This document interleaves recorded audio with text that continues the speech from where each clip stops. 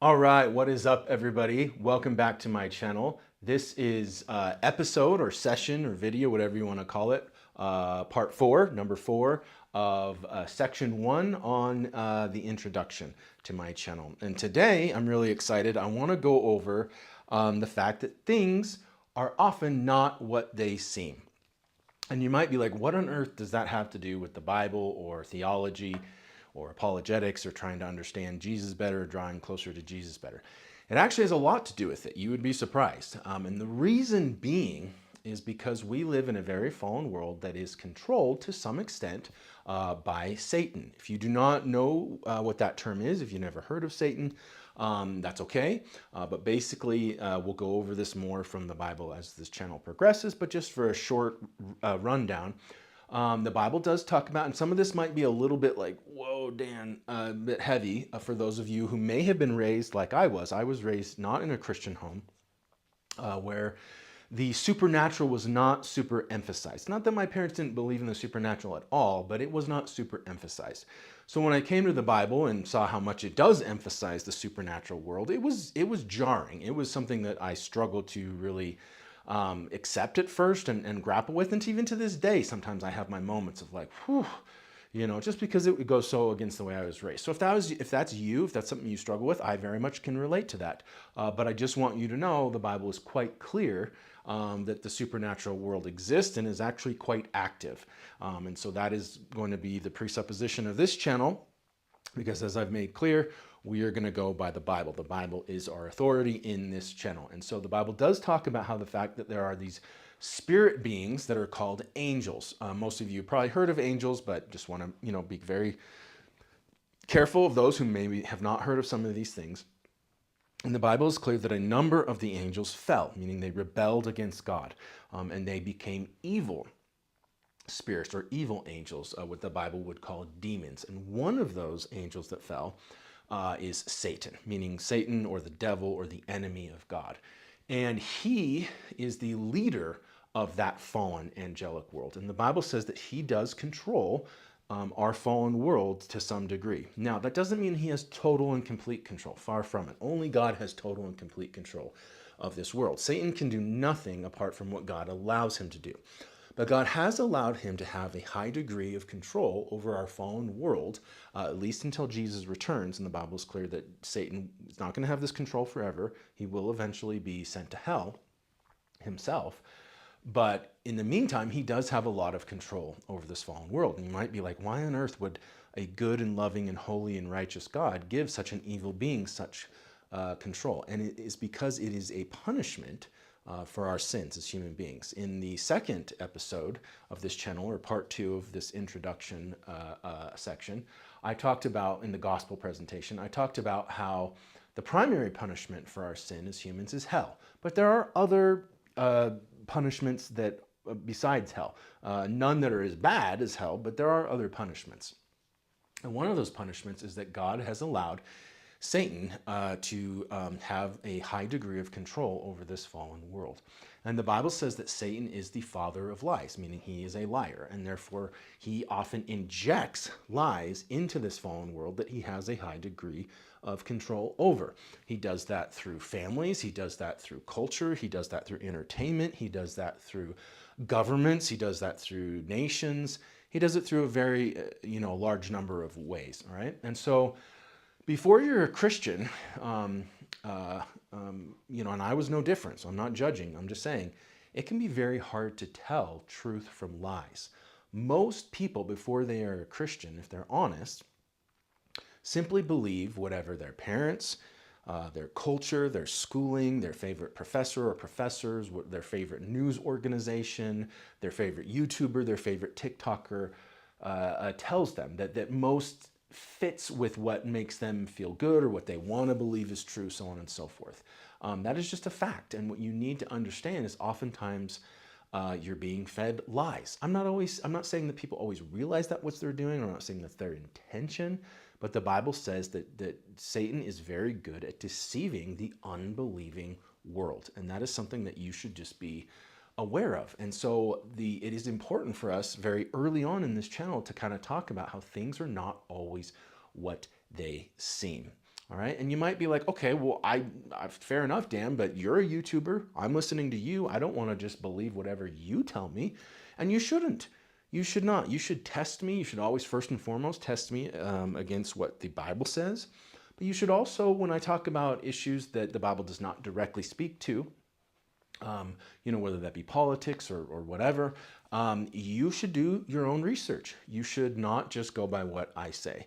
But you would be shocked at how many people just are not willing to do that. Now, I understand a lot of people are going to be like, it's impossible. It's impossible. I can listen to you. I can do my own research and find all the people that you like, Dan, and they're going to confirm what you say. But then I can go and listen to these other people who also sound really smart, and they're going to say something totally different. Everybody just kind of cancels each other out. Everyone just kind of has their own facts, and it's just, who we can never know truth. Kind of as Pontius Pilate said to Jesus, what is truth? That is the approach of a lot of people. If you don't know who Pontius Pilate is, that's okay, we'll get into that. But he was one of the people who interrogated Jesus, and at one point, he just kind of very sarcastically was like, what is truth? And a lot of people are like that. It's like, what is truth? I could never figure out what is truth. The problem is, what a lot of people don't realize is that's just a bunch of baloney. That's just a bunch of hooey. You can research just about any issue. I promise you, you can research just about any issue, and you can look at the experts, those who have studied that said issue in depth for years, all right? And they might have very different interpretations. They might have very different interpretations of the facts, but no matter if they're like way on one extreme of the spectrum as far as the interpretation of that particular issue, or if they're way on the other side, or if they're somewhere in between. You might have 5 different, opinions from the experts or the scholars on any given topic. But here's the thing. If you actually listen to all sides, you listen to both sides, you listen to the 2 extremes or anything in between, almost always you will find that they agree on about 90 to 95% of the facts. That is just because the facts are the facts. We have to distinguish between the facts and the interpretation of the facts. All right? People, very smart people, can have very different interpretations of the facts, but usually the facts are just the facts. Now, I understand there might be like a fringe character who doesn't believe in anything. Usually that's not the case with most scholars or academics or experts. That's usually actually pretty rare, but sometimes that does happen. But by and large, you will find that, you could take 10 experts on any given subject, and they're going to agree on 90 to 95% of the facts, because the facts are just the facts. It is the interpretation of the facts that is where things really get different. And that is where we have to use discernment as Christians. We have to actually really listen to what the facts are and then come to logical conclusions. Now, you might say, okay, I'm not the smartest guy in the world, Dan. Like, I have a hard time interpreting the facts. Most of the time, it's not as hard as you might think. Honestly, like most of the time, most experts are coming to different views on things because they're biased. They have different biases. Now, I'm not saying that I'm not biased. I would never say that I'd have no biases. Of course I'm biased in certain ways. I'm very biased towards biblical Christianity. I don't shy away from that.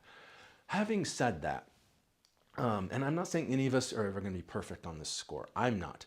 We really should try to come to each and every issue in the most unbiased way that we can, and just allow the facts to speak for themselves.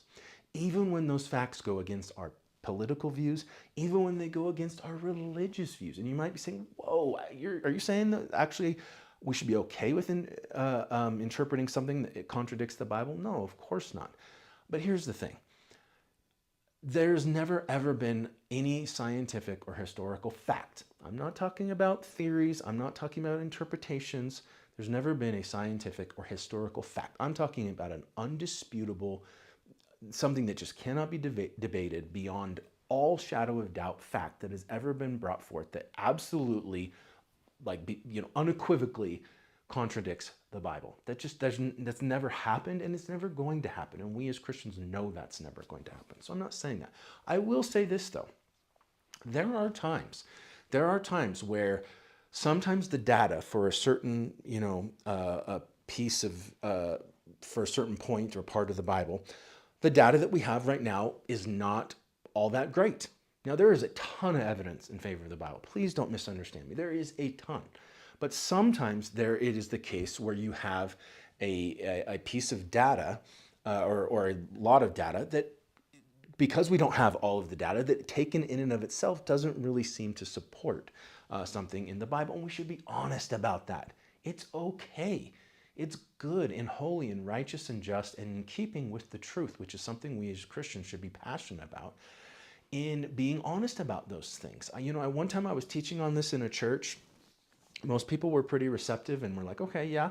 But there was one gentleman, he's a very smart guy, and he got really upset and was like, you might say you're not trying to contradict the Bible, but it really sounds like you are. You're saying like we have this evidence outside of the Bible, and then we have the Bible, and that sometimes they contradict each other, and then it's just okay. That's not what I'm saying. That's not what I'm saying. I am saying sometimes, because we don't have all the evidence for everything in this world. Only God knows everything. Sometimes the evidence in a certain area does not, for what we have right now, seem to support something in the Bible, okay? Let me give you an example.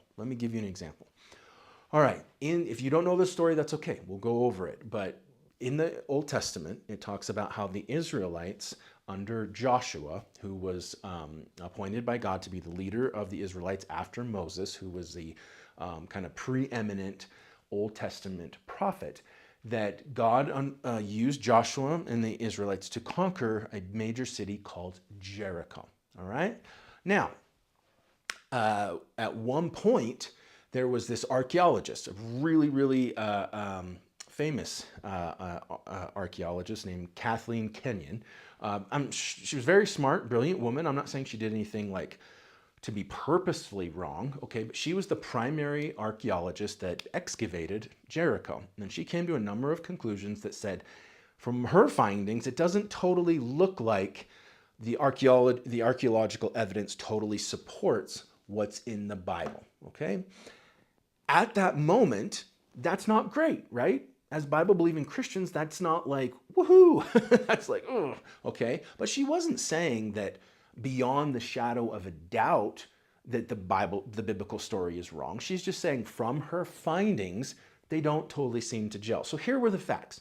Here were the facts that we have this really great archaeologist, Kathleen Kenyon, and she's done this archaeological work on what was the city of Jericho. And according to her findings, they don't totally gel with the biblical story. That doesn't mean the biblical story is wrong, okay?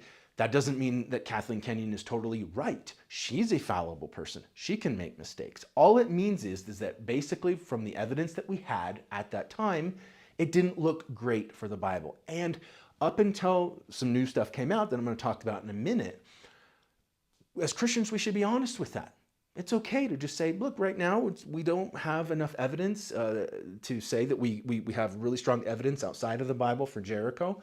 And we even have some evidence that kind of seems to go against what the Bible says. That's all we're saying. That's all we're saying. You can be honest about that. You can still interpret that and say, look, I believe that the biblical story is correct because the Holy Spirit has shown me that the Bible is the Word of God. And that if we had more evidence, if we had all of the evidence, the Bible would be vindicated. But for now, I can simply say that this evidence from Kathleen Kenyon, it is what it is. It doesn't look great for biblical Christianity. But that's okay. My faith is not in Kathleen Kenyon. My faith is not solely in her work, so on and so forth. That's what I think he was failing to understand. And then later, new archaeological excavations and digs showed that Kenyon had probably made some mistakes. Now, some people to this day will say, no, she didn't. We go with her. But again, think about that. Why are they saying that? Here's where the bias comes in, because a lot of them don't want the Bible to be true. And they really, really liked the fact that what Kathleen Kenyon was saying really seemed to go against the Bible, all right? So again, that's where bias can come in. But it actually turns out that it really looks like that overall she did good work. I'm not saying she was a bad, incompetent or deceptive person, but everyone makes mistakes, right? And that it looks like she did make some mistakes, and we now have a lot of evidence, okay, that seems to go against her initial findings, okay? If you want more information on that, you can go to my website. You can go to the section called Works for Beginners, And then you can go down, and I have an essay called Apologetics for Beginners, or maybe it's just called Apologetics Essay. And it's not like a super in-depth book on apologetics or anything like that, but it's an essay for beginners, and I have some information on that where you can actually dig into that more deeply if you want. All right. So all that to say is that as Christians, we should be honest with the evidence. As I said in episode 1, we should take every issue on its own. Just because something in and of itself seems to go against our political views or our religious views doesn't mean we need to give up our political views. It doesn't mean we need to give up our religious views. It just means that we should be honest where the evidence stands for any given issue. Okay? It's perfectly acceptable to say, like it's in a court of law. Let's say someone is on trial for, I don't know, embezzling money, okay? And let's say that they are totally innocent. All right, and the evidence overwhelmingly seems to show that they're innocent. But let's say that there were a few sketchy emails, there were a few sketchy kind of bank transfers that the person on trial can't really explain all that well, that his or her attorney can't explain all that well.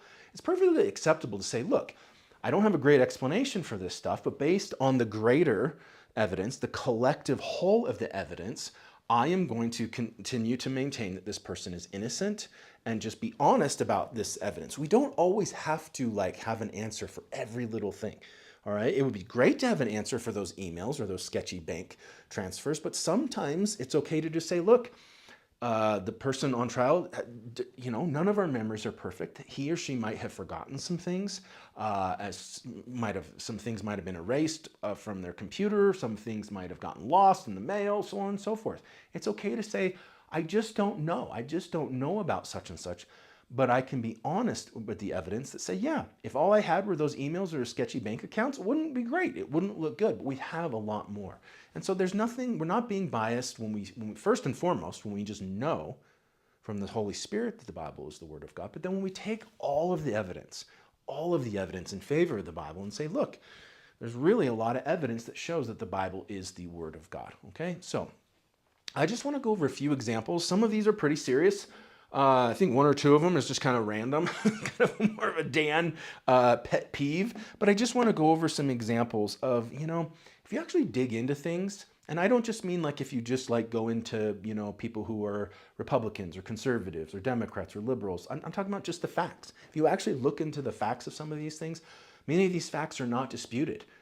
It's just that people oftentimes on their news stations or on their podcasts or on their TikTok videos or whatever, they don't tell you about the facts. They just kind of go with the stereotypes and they just reinforce stereotypes.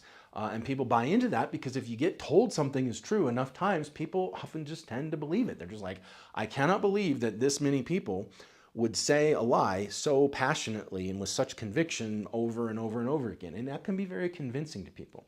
So I just want to give a few examples of this. And if you're like, what does this have to do with your channel?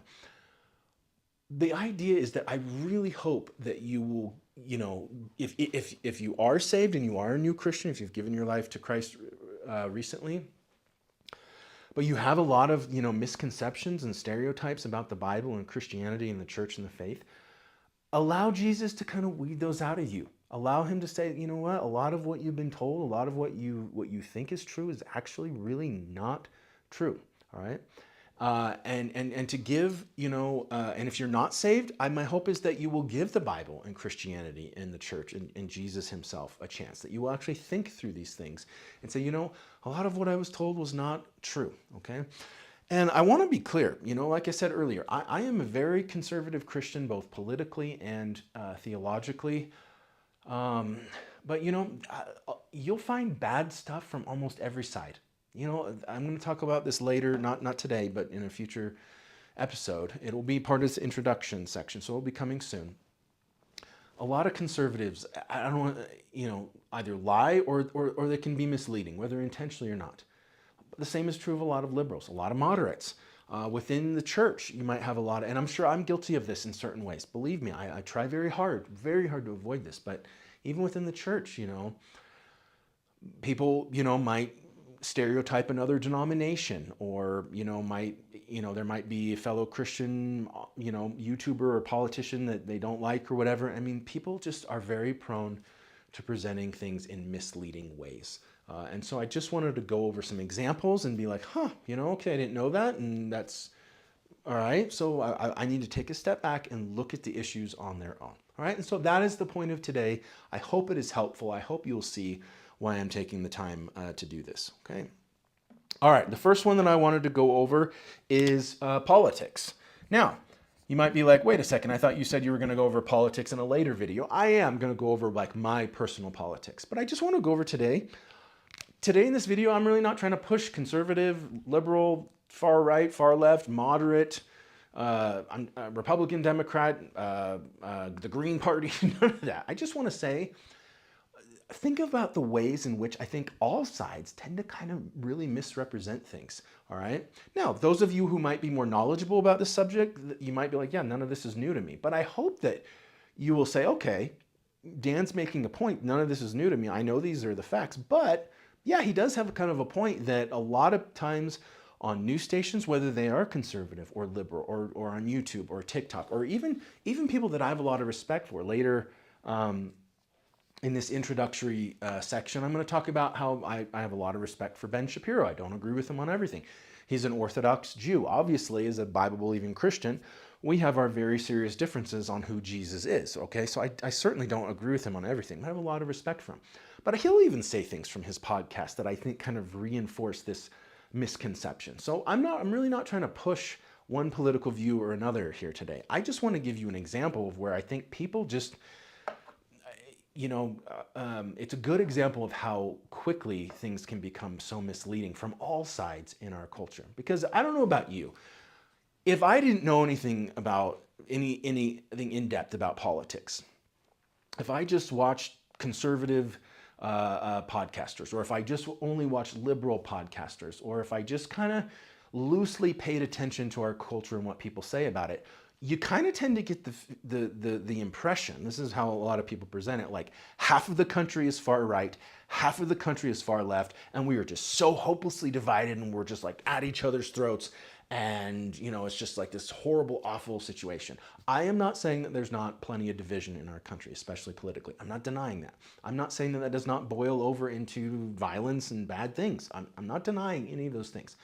I am saying, though, that the stereotype or the impression that I think you get sometimes, unfortunately, from all sides is just misleading. It's just lacking in a lot of nuance. I mean, this channel, I'm really trying to keep things very simple, but sometimes we do need to understand that things are more nuanced than people realize. If you're not really that familiar with that term, please look it up, look into it.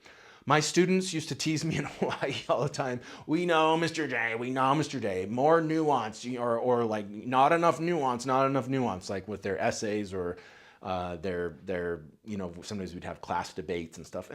And it's not that I'm trying to be annoying or obnoxious, but sometimes there's just more nuance to certain subjects. So it's important to understand that, okay? So today I'm talking about U.S. politics, just to be clear. I'm not talking about world politics. That would be a much bigger subject, all right?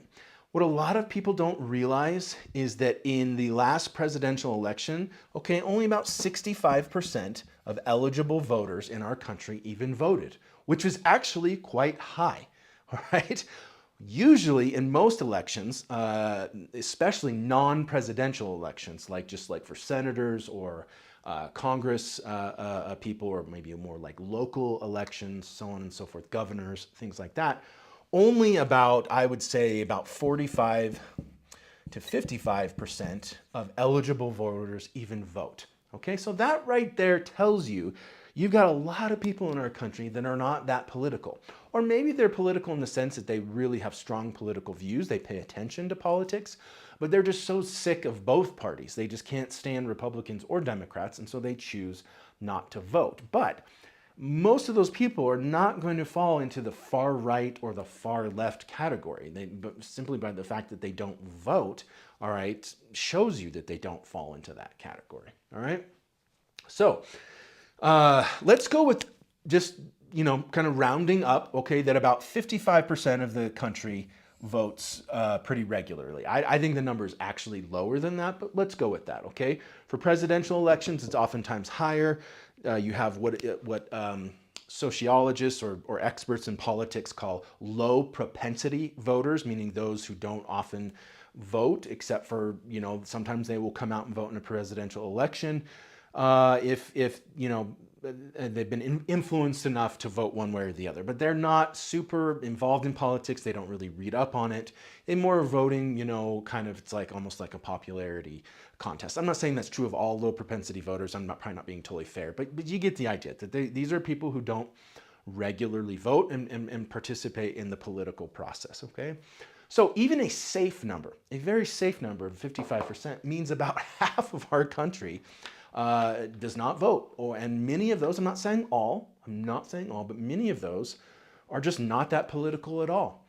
Right there, that shows you that the narrative that half of our country is diehard Republican and half of our country is diehard Democrat and we're just at each other's throats.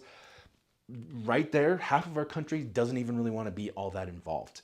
So that, again, I hope you're seeing things are just not always the way they seem. And I often will hear podcasters and stuff, saying like, I don't want to, I'm both the right and the left. Say, I don't want to hate half of this country. And again, that's a good thing, all right? But presupposed in that mentality is that, that what they're trying to say is like, I think it's wrong to be so negative towards the other party. And I don't want to hate half the country. They're implying that half of the country belongs to one or the other party. And that's just not true. That's just not true by the data. And that's not a point of interpretation. You can look this up.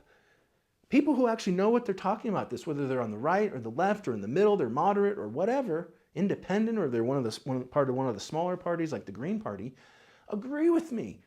These are just the facts. These are just the facts that almost half of our country doesn't even participate in the political process, okay?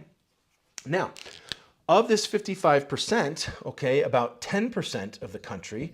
Now, when I say 10%, I don't mean 10%. I know this is getting a little bit of math. I'm not great at math, but this is going to be really basic math. I know I promised to keep this channel very, very simple. Please stay with me. I'm not saying 10% of this 55%. I'm saying 10% of this country, okay? So if you were to do 55 minus that 10%, you would be at about 45% of our country. Okay, 10% of this country are these are rough estimates, 10% of them are registered independents, okay? I personally am an independent. Even though and full disclosure, I don't have anything to hide, and again, like I said today, I'm not trying to push any political views. I mostly vote Republican, as do most Bible-believing Christians in our country. That doesn't mean you have to, that doesn't mean that you're a heretic if you don't. I'm just saying that the Republican Party, despite all of its messiness and ugliness, which is why I'm not a registered Republican, because there's just a lot about it, that party that drives me nuts. But by and large, for good or for bad, that party tends to defend and uphold biblical values more than the opposing party, the Democratic Party, okay? So I am what is known as a registered independent who leans Republican, okay? So, but that just shows you though that I hardly, I think because of that fact, not that I'm trying to avoid certain labels or whatever. If a label is accurate, if a label is accurate, I don't have any problem with it. If it describes me, I'm not trying to hide anything. But I do think the fact that I'm a registered independent shows that I'm not on the far right. Although some people might say I'm on the far right, but the Republican Party isn't conservative enough. But in general, those who are registered independents who lean Republican probably are not going to be called far right. So, but I bring all that to say, the mere fact that about 10% of the country is independent, even amongst those who are politically engaged and who regularly vote, shows again, it's just a complete misnomer to say that half of the country is Republican and half the country is Democrat. That's just not true. That's just by the data false. And yet we constantly have that narrative reinforced to us, okay? All right, so let's look at this 45%, okay? It's roughly split between Democrats and Republicans. Not exactly, I'm making some rough estimates here. Okay, so if you do research on this and you're like, Dan told me to do research and that he's very careful and he got some things a little bit wrong. I'm giving rough estimates, okay, but pretty close here. Okay, you have about 22%, okay, that are Republicans, and you got about 22% that are Democrats. Those are not exact numbers, but in the ballpark, all right? So again, 22% and 22%, or 23-ish percent, that ain't half the country, okay? That's not half the country. That's less than a quarter of the country. Then, if you actually do some research and you actually do some digging, all right, this 22%, okay, of the country that is Republican, they don't all have the same exact views. They're not all super, super over-the-top conservative. They're not all what would be called far right. The same thing is true over here with the Dems, okay? You have varying levels, all right? Let me give you one example, all right, of the diversity that exists, especially within the Democratic Party, all right? If you actually do some digging into the numbers, you actually have a lot of Democrats who actually call themselves conservatives. And you might be like, what? That makes no sense. They're part of the liberal party in our country. But on social issues, they tend to be very conservative, okay? And this isn't just some Dan weirdo interpretation. These are just facts. I'll give you an example. There was a show a while back on Showtime, and I don't watch a lot on Showtime. Showtime's got a lot of filth on it, and I don't watch a lot of Showtime. Just want to be clear about that.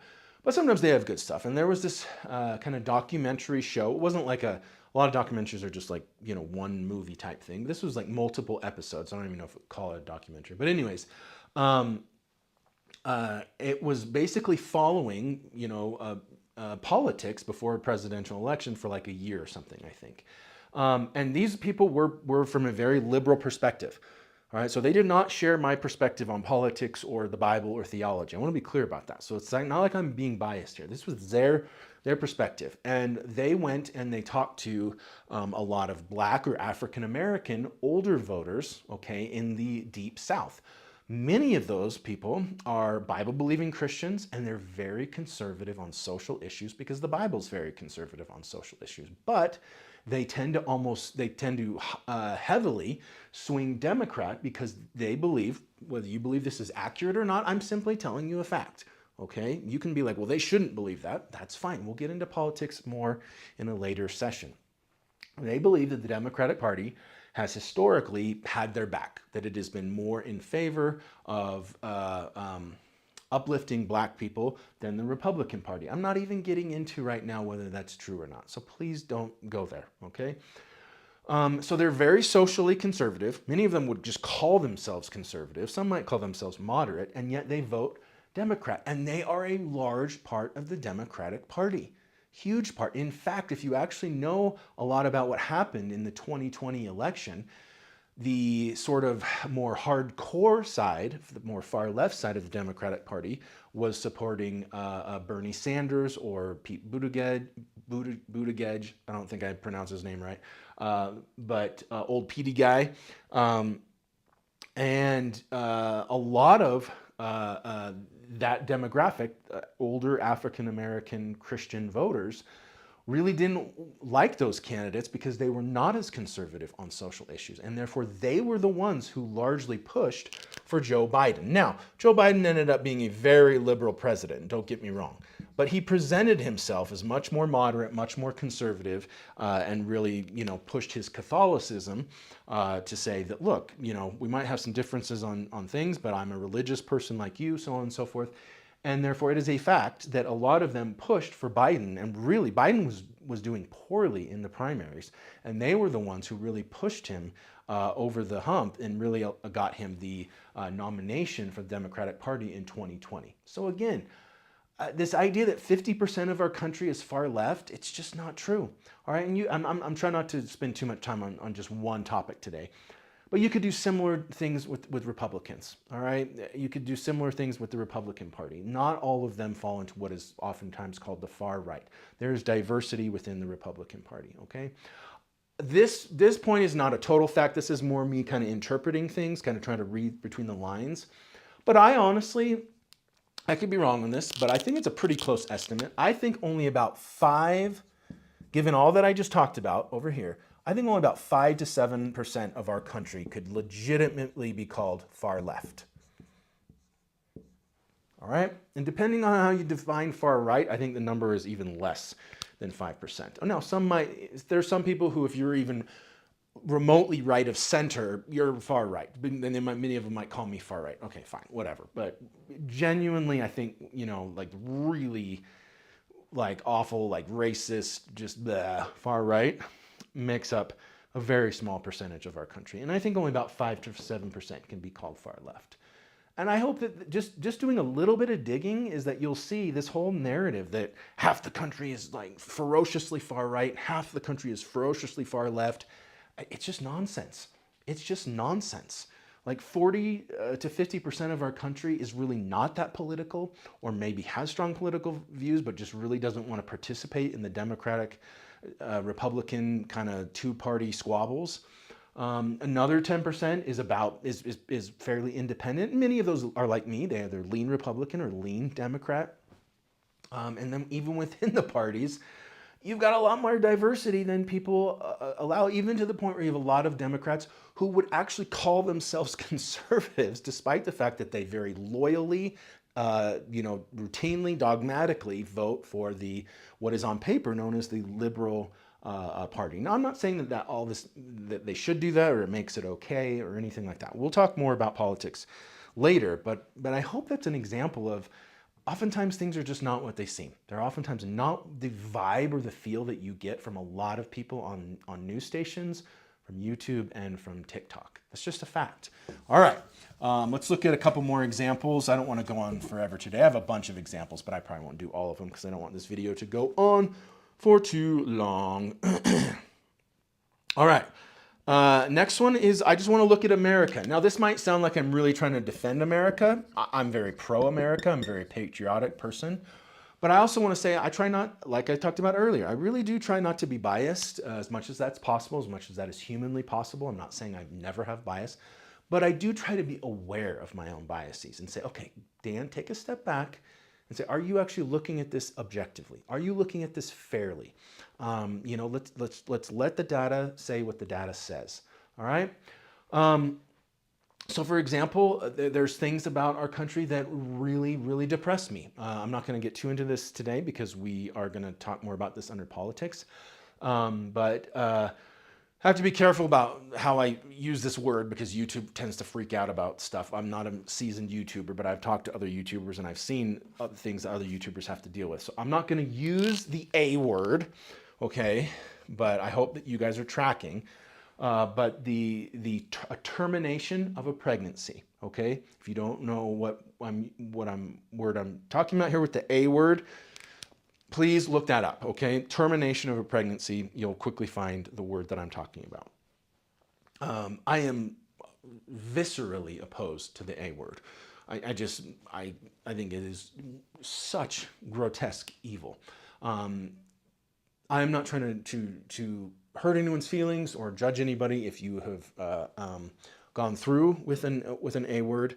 I believe that you were probably in most cases lied to, and therefore, I'm not trying to judge.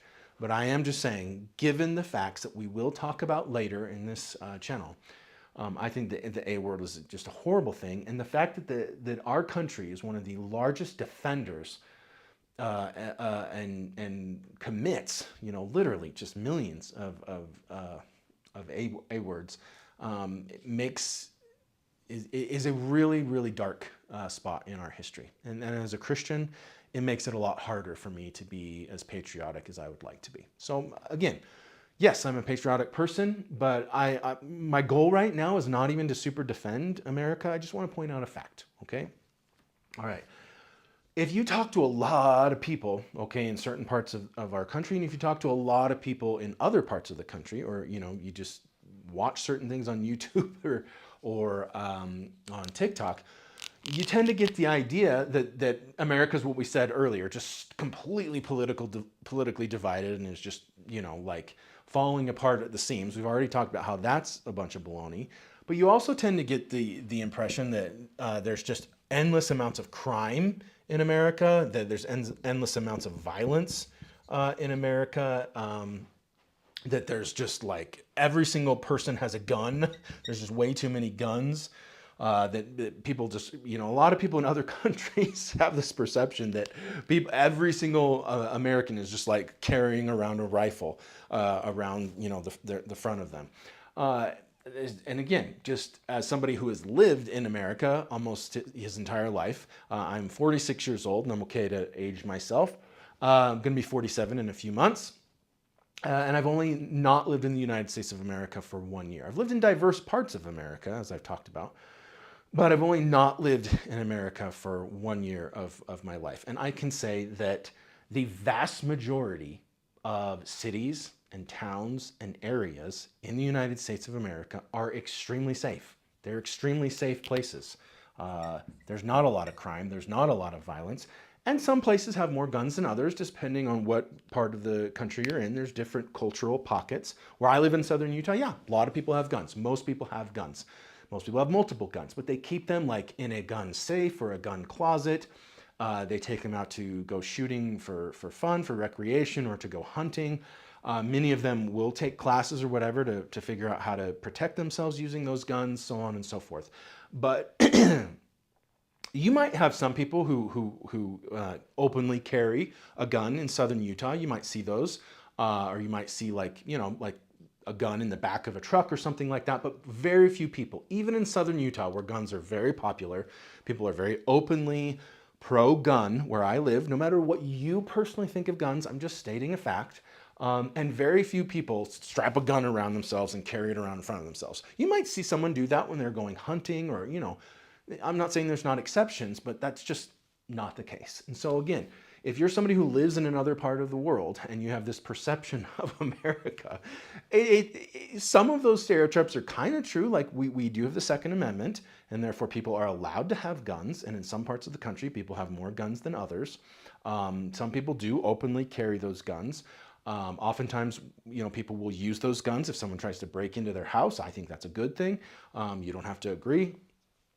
But again, even in really big cities where there is a lot of crime and there is a lot of violence, those tend to be limited to certain parts of those cities. So you might have huge portions of those cities that are very suburban, or just where there's might be a lot of apartment complexes, where there's not that much violence. Now, I want to be clear.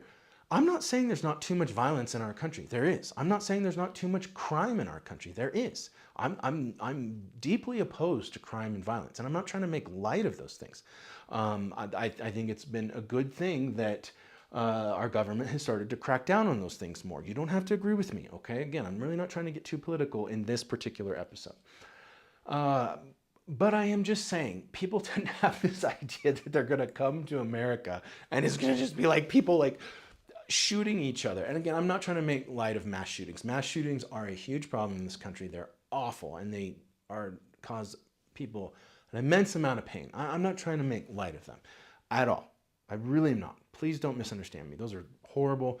And I think there are some things that our government could do to really tamp those down. And it frustrates me that it doesn't. As much as I said, I'm glad that it's attacking crime and violence in certain ways, in certain areas of our country.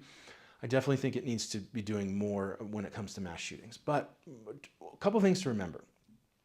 There are almost 350 million people in the United States of America. The United States of America is a huge country, both in terms of land and in terms of population. And so, you might have a mass shooting that kills, say, 10, 15 people, and that is an unbelievable, atrocious tragedy. I'm not at all denying that. But again, that is a very small percentage of our population. We absolutely should not take those lightly. We should fight more against them. I'm just saying, it's not like most Americans most days are in danger of being subject to a mass shooting, or tourists. And I'm not trying to this isn't an ad for tourism, but if you're a tourist and you're thinking of coming to America, if you're careful where you go and how you go about your business, in most places you're going to be pretty safe. All right, there's definitely certain parts of certain big cities that, you're going to want to avoid. That is a reality in our country. I think there are things we could do to correct those things.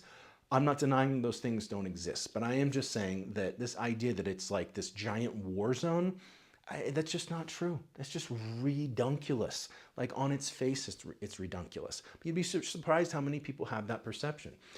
Kind of in support of what I'm saying, well, I don't think that they're the majority. There are a lot of YouTube channels of people from foreign countries who kind of try to defend the United States. They've either visited or they actually dig a little deeper and they try to understand things, and they talk about a lot of these stereotypes are just ridiculous. Or another one. Here, I'll give you another one. People have this perception that every single person in America has their own personal lawyer, and that we're just calling our lawyers every 5 seconds. Up until my divorce, I know I keep saying I'm not going to refer to it, but just as an example, I had never had a lawyer. Never. I was well into my adult years before I had ever had a lawyer, and I had to have a lawyer for a divorce. He was a very good lawyer. He was very helpful. And then after the divorce, like he might send me a Merry Christmas notice, and that's it. It's not like he's on my speed dial. I'm not looking to sue people on a regular basis, and I'm not some abnormal American. Most Americans either don't have a lawyer or have used a lawyer but wouldn't actually consider it their lawyer. Like it's like, okay, I used a lawyer for a particular time and now that's been done. My lawyer is a very nice guy. He sends, like Merry Christmas stuff. But and a lot of people on YouTube from other countries will talk about that. A lot of these stereotypes, every American is just like trying to sue each other all the time. Do I think there's too many lawsuits in this country? Yes.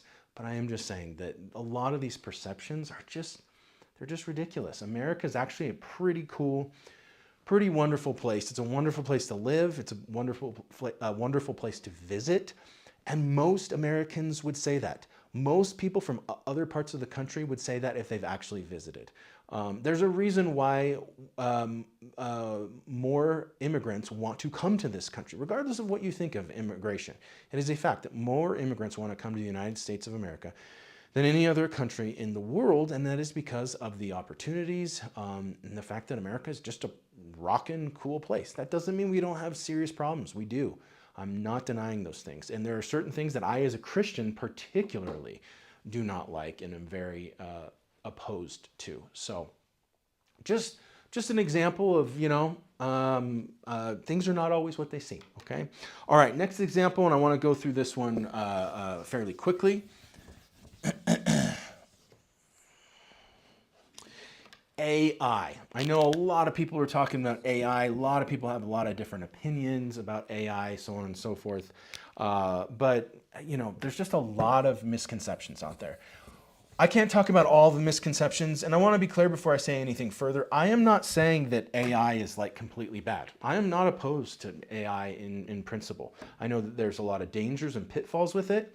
I don't have all the answers to those things. I'm not an expert on AI. I try to be very clear about the fact that I have some expertise in the Bible and not a ton else. Or maybe some of the subjects that are closely tied to the Bible, like church history. But I try to be honest. I'm not up here to try to say I'm an expert in all subjects. I'm not. I don't have all the answers. But I just want to say I'm not opposed to AI, okay? But I'm in talking especially to younger people. My kids are all grown adults, but they're all in their early 20s, and my youngest isn't even 20 yet. He's an adult, but he's not even 20 yet. So, I have a connection to the kind of the younger generation. And I also just get a lot of, emails from my website or my tech guys on the younger side. There's just a lot of things that, I'm not saying like I'm like Mr. Hip guy. You guys have probably gotten the gist from by now that I'm definitely not. But, I have a little bit of a pulse on Gen Z.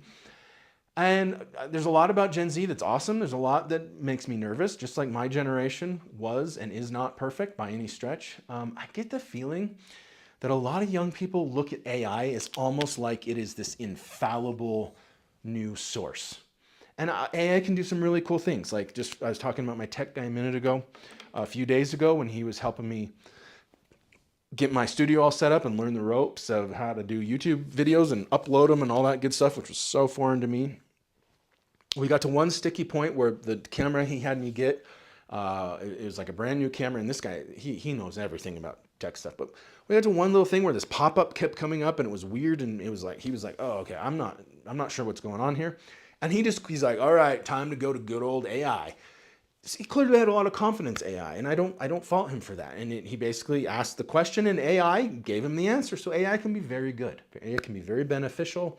It can make our lives a lot easier, the way that the internet made our lives a lot easier. I'm not opposed to AI in principle or in all ways. I'm not saying that he thinks it's an infallible source, but I am just saying Gen Z seems to put a lot of confidence in AI, and I just want to encourage people to be really careful. All right, AI again is another one of those examples where not everything is as it seems. All right, I'm not an expert, but I've done enough reading on it to know that. Let's take, for example, AI in China. And again, I'm not trying to rack on China. If you live in China and you are watching this channel, that's awesome. I want this channel to be at least somewhat international. That would be pretty cool. But let's face it, the Chinese government doesn't look at free speech exactly how we do in America. Maybe you think that that's not a bad thing. I don't agree with that, but let's just be honest. AI in China, they're never going to allow AI to say certain things. Now, again, I'm not saying that AI won't just like certain things won't fall through the cracks. I'm sure that that's going to be the case. But the Chinese government will very quickly seek to correct those things that have fallen through the cracks.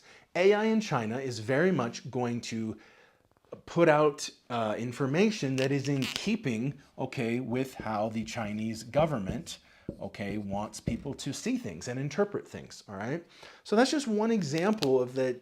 It's wrong to act like AI is this perfect, infallible source and that just all of the data of the entire world goes into it and it just tells you the facts. That's all. It's it. And you can just ask it something and there you go. And one of my worries about that is that a lot of younger people might ask Bible questions and AI might give an answer and then automatically just, well, you can't argue with AI. It's like arguing with God. It's like, no, it's not. It's not like arguing with God. God knows all things, AI doesn't. And AI is very much controlled by those that are running it. Or if you're in a particular country, they're going to really control what AI is allowed to say or not say. And you might be like, okay, well, what about in the good old US of A that you just said was such an amazing country? And I do think it is an amazing country overall. We have free speech here. It's part of our Constitution. So that's certainly not going to happen in our country, right?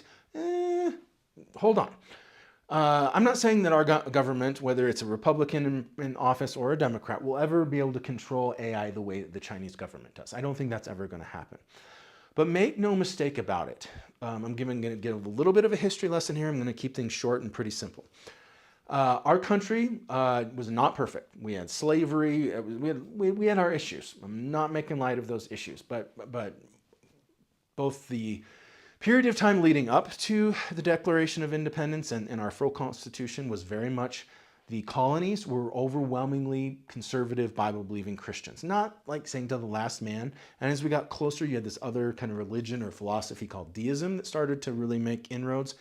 But by and large, the cultural milieu of the colonies was pretty old school Protestant Christian. And that largely continued. In fact, I would say it actually grew or became more dominant as deism kind of receded after our country became an official nation, really up until the time of the Civil War. Then after the Civil War, what's known as liberal Protestantism, which I will talk more about later in this channel, liberal Protestantism became the dominant religion, philosophy, worldview, cultural enforcer in our country. That's just a fact. You can read history books if you want, okay? Liberal Protestantism became the dominant force in our country. And you had this very kind of cultural Christianity, what I was kind of raised in, where, you know, in my family, and I have wonderful, amazing parents. I'm so grateful for my upbringing. But, you know, we were Christian, we were Episcopalian. If you don't know what that is, you can look that up. We went to church on occasion. We, quote unquote, believed in Jesus. We believed that the Bible was a good book, that it was the best of the religious books, you know, not necessarily the Word of God. We certainly didn't believe that Jesus was God.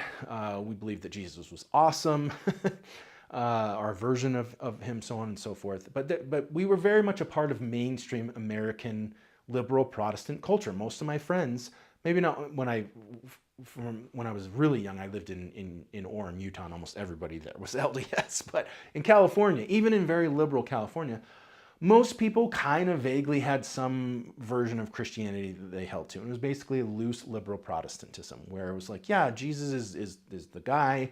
The Bible has some really good things to say. We celebrate Christmas. We celebrate Easter. We believe in the quote unquote Christian holidays. That kind of cultural force took over after the Civil War. Now, it has lost a lot of ground. Catholicism grew in our country. Biblical Christianity has made a comeback in many respects, not nearly to what it was before the Civil War. You have a lot more no religion type people who would just say that they're not religious at all. A lot of atheists, a lot of agnostics, a lot of people who call themselves spiritual but not religious, so on and so forth. So it's changed, but I am just saying, over the course of over 100 years of liberal Protestant domination, that's going to have a cultural effect. It just is. And so most of the books and most of the professors in our country at universities, most of our politicians, most of what goes on Wikipedia is really coming from a broadly liberal Protestant perspective. It's not going to overtly, like say Christianity is bad and evil and say, that, they might have some good things to say about Jesus and the Bible, and people might be very pro the traditional Christian holidays, so on and so forth. But again, we're not talking about biblical Christianity. And so what you need to understand is that AI is getting a lot, at least in our country, a lot of its data, a lot of its information from Wikipedia. I'm not saying that's the only place that it's getting it, but there's no question, because Wikipedia is a treasure trove of data. Now, Wikipedia gets a lot wrong. As I said, it's very much influenced by this sort of liberal Protestant cultural milieu that has dominated our country for so long. But as just far as basic facts, there's a lot of good basic facts on Wikipedia. You can look up almost any subject, and 90% of what Wikipedia will say about it is true and accurate. It's dealing with facts. It's the interpretation of those facts that's wrong. And Wikipedia, by and large, is often interpreting, whether the people on that who run it realize it or not, from a generally liberal Protestant or sort of moving in a no religion direction. And AI in our country is getting a lot of its data from Wikipedia or other outlets, oftentimes very liberal news outlets, so on and so forth. All right. So this idea that AI is infallible or is perfect, that's just a very ignorant thing to think. And so I just urge caution on that. And once again, reiterate that things are not always what they seem. People tend to have this view that AI is like this totally objective, no emotions thing. And again, there's some truth to that. It's not like AI is a person or personal, but it is being influenced by the data that goes in, and that data is oftentimes coming from those that are very emotional and biased and personal beings. And so you need to be aware of that. Again, I'm not saying AI can't be a great tool. I've used AI. I just talked about my tech. I used AI the other day. So just something to be aware of. Okay, last example, and then I will wrap up because I know I'm going a little bit long in this video. But I think this one is very, very important. And that's academia.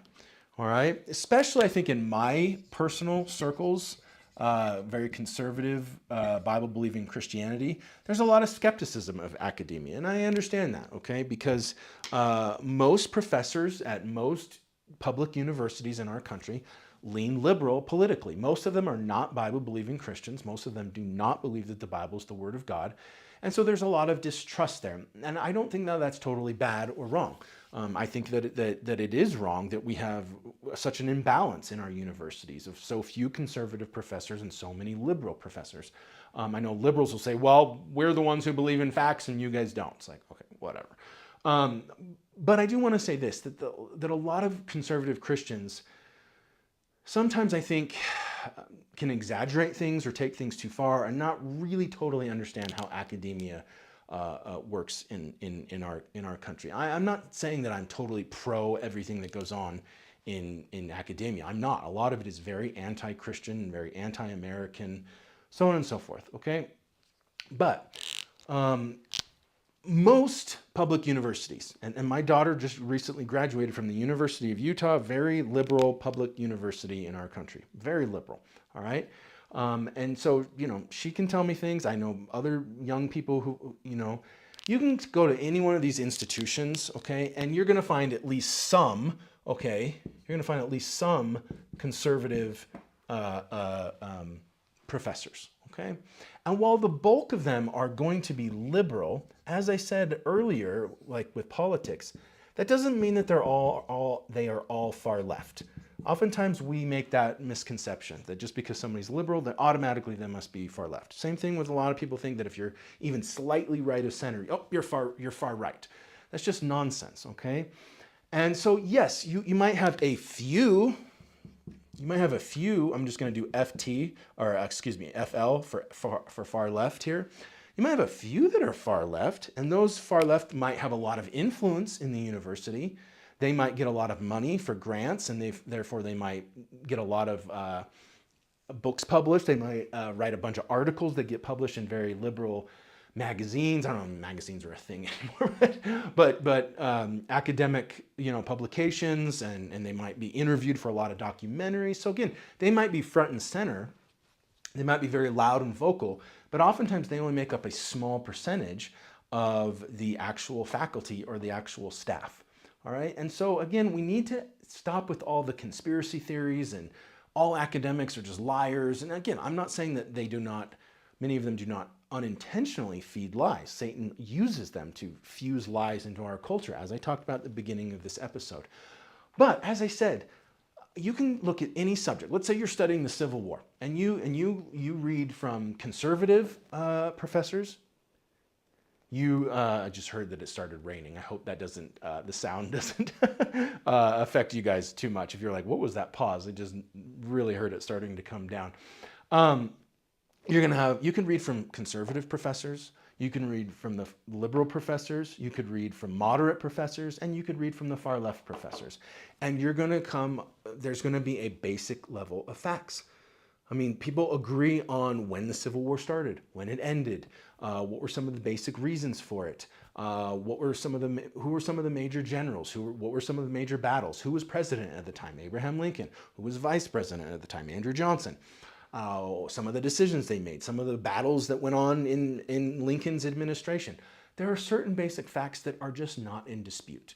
And therefore, it is your job, like a good juror.